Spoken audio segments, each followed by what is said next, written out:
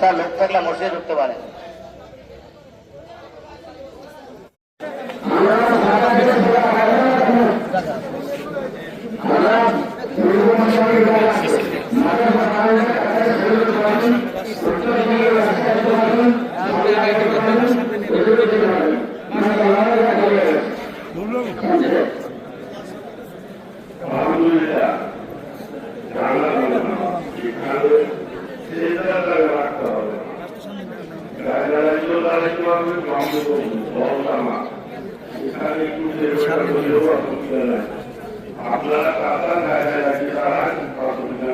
সদস্যদের সামনে মানে এক কাতার সময়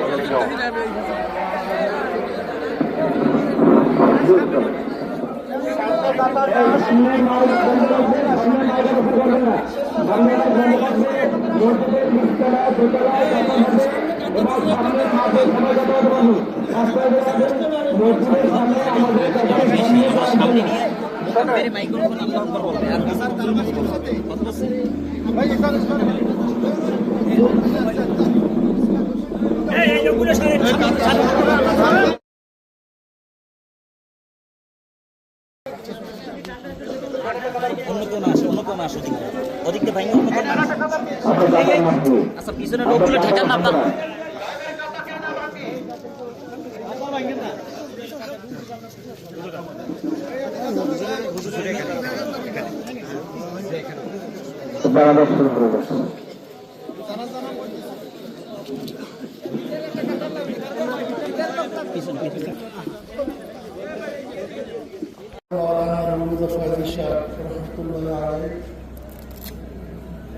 আমার সরাসরি উস্তাদ ছিলেন যখন চরমনৈতিক কম মাদ্রাসা খোলা হয়েছিল, তখন আমরা কম মাদ্রাসা সামনে অনেক দায়িত্বশীলের সাথে তারা দায়িত্ব পালন করেছেন। অনেক যুবক একজন দায়িত্বশীল ছিলেন।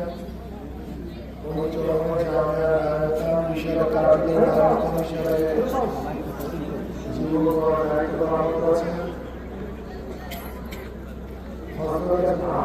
ছিলেন এবং ছাত্র গঠনের কারিগর ছিলেন। একজন ছাত্রকে কিভাবে গঠন করতে হবে এর যত যোগ্যতা সমস্ত যোগ্যতা ছিল। এরকম করতেছেন কেন? মনে করি কেয়ামত পর্যন্ত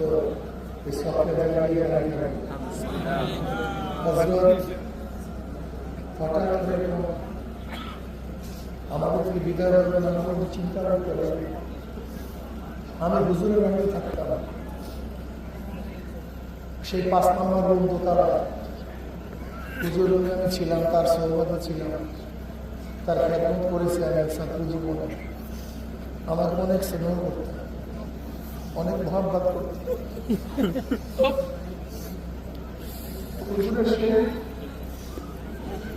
আমাদের কালী হুজুর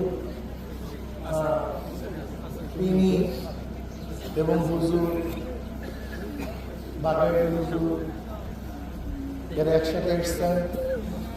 এরপরে এখান থেকে আর এক রত্ন চলে গেছে আইয়ুব আলী সাহেব হুজুর, তিনি পরে আসছেন। এরপরে সেখানে আসছেন আমাদের আবুল কাদের সাহেব, আমার দরকার আলিয়া।